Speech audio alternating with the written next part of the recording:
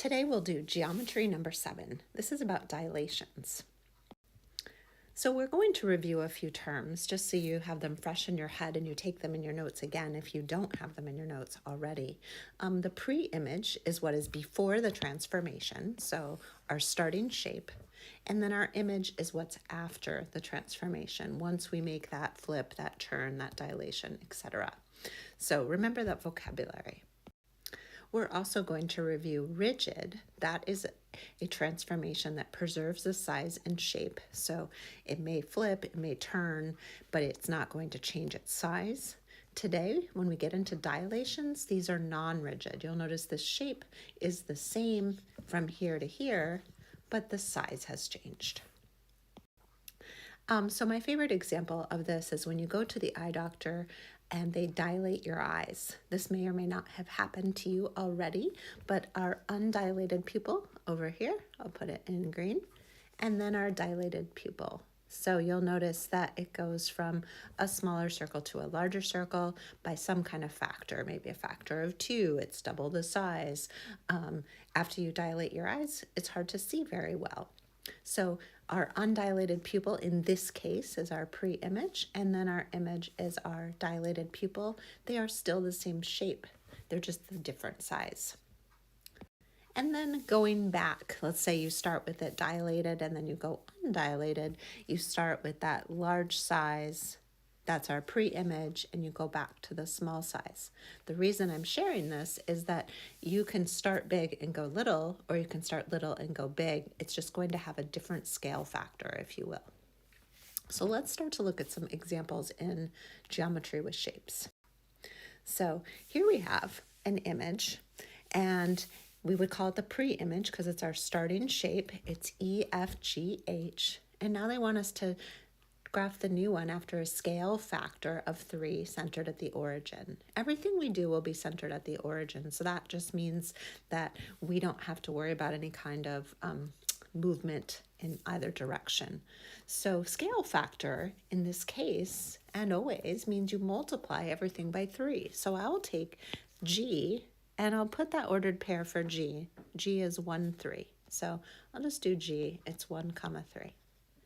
And what you're basically doing is something that's 3 times as large. So you're going to multiply both of these by 3. So 1 times 3 would be 3. 3 times 3 would be 9. So you'll end up with 3, 9 as your new shape spot. So 3, 9.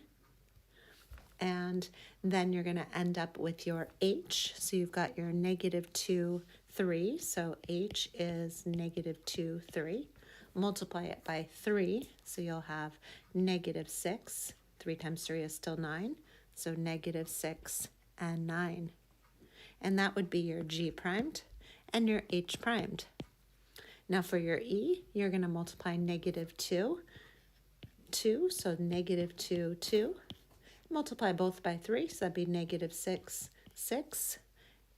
And here we go, -6, 6.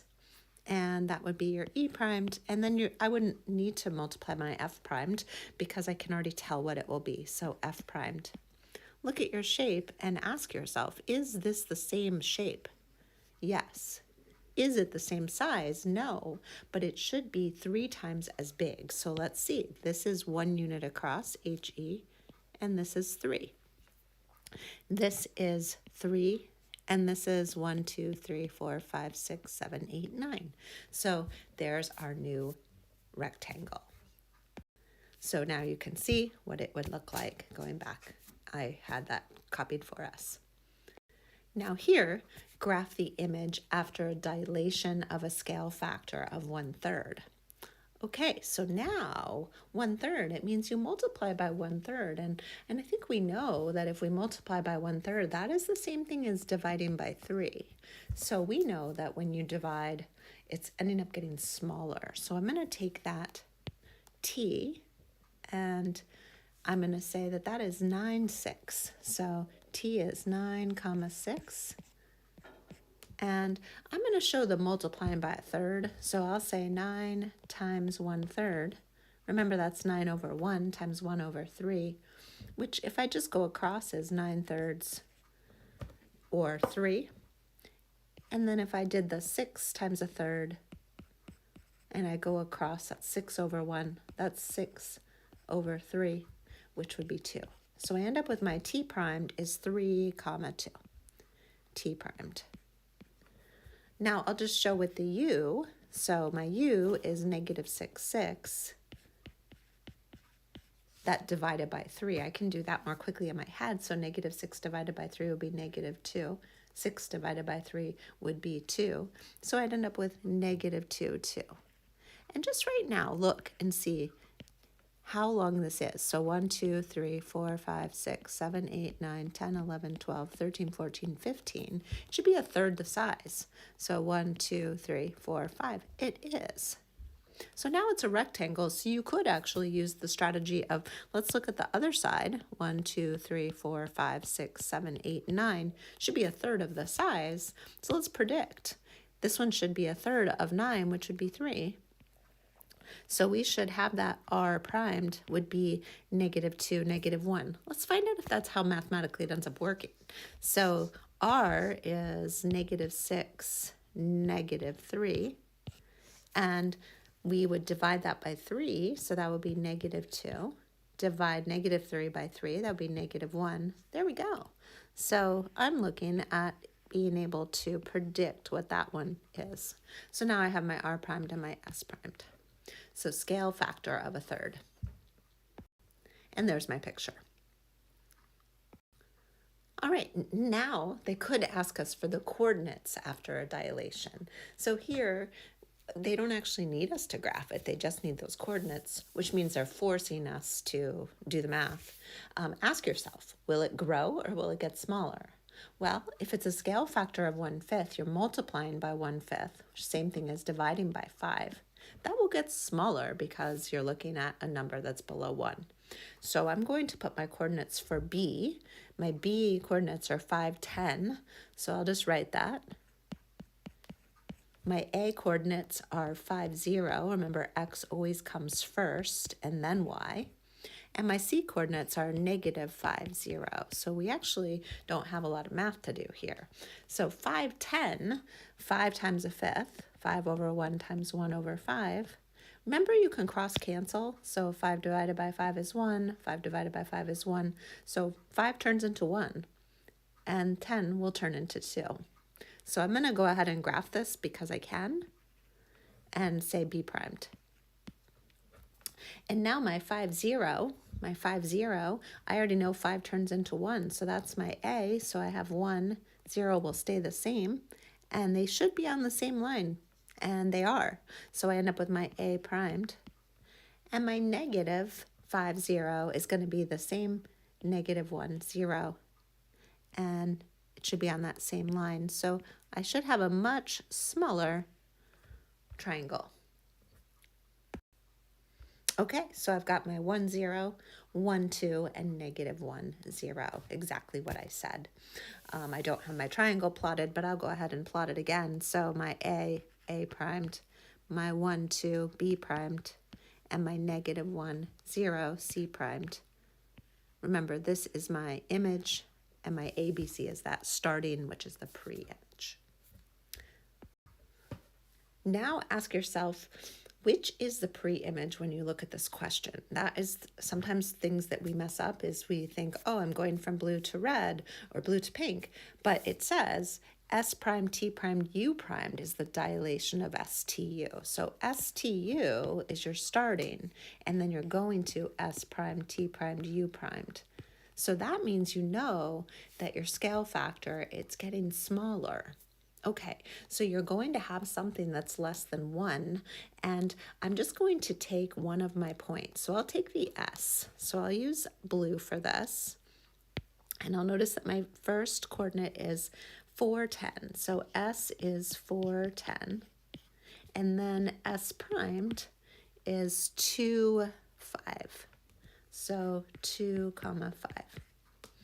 And so you have to ask yourself, what did they do to get from 4 to 2? What did they do to get from 10 to 5? So I can see that we multiplied by 1/2. or divided by 2. They're the same thing. Your brain might see divided by 2, but we would answer this as a scale factor of 1/2. That's how that's come in. We're not going to say divide by 2. We're going to convert that and say we reduce this as a scale factor of 1/2. Okay, this question really helps you make sure you've done the reading correctly, because you could have easily said a scale factor of 2 if you had gone the other direction. Now, again, another question. W primed, V primed, W primed, X primed, Y primed is a dilation of the small trapezoid, so the scale factor. So my pre-image this time is the small one. So I'm going from V, W, X, Y to V primed, W primed, X primed, Y primed. And that means I'm getting bigger. I'm going from a little one to a big one. And I'm just going to take the X. So my X is 3, 3. And I'm going to the X primed, which looks to be 9, 9. So ask yourself, 3 times what gives you 9? And 3 times what gives you 9? And your scale factor would be it's grown by a factor of 3. So you would say that it's a 3. So to review the types of transformations, non-rigid, this is our first non-rigid one we've looked at. A dilation would be a stretch or a shrink. So it gets bigger or it gets smaller. The ones we've learned so far up till now, we have our translation, which is slides in space. Reflection, it flips in space. And a rotation, it turns in space. Make sure you do know the difference between those now that we're adding the dilation into the mix. And this is something you want to catch in your notes if you haven't written it down yet. Your scale factor, if it's greater than 1, your figure gets bigger. And if it's less than 1, it gets smaller. And dilation is a rigid transformation where the shape gets made bigger or smaller by a scale factor. The dilation creates a larger image called an enlargement. So think about photographs getting bigger, or art projects getting larger. And if it creates a smaller image, it's called a reduction.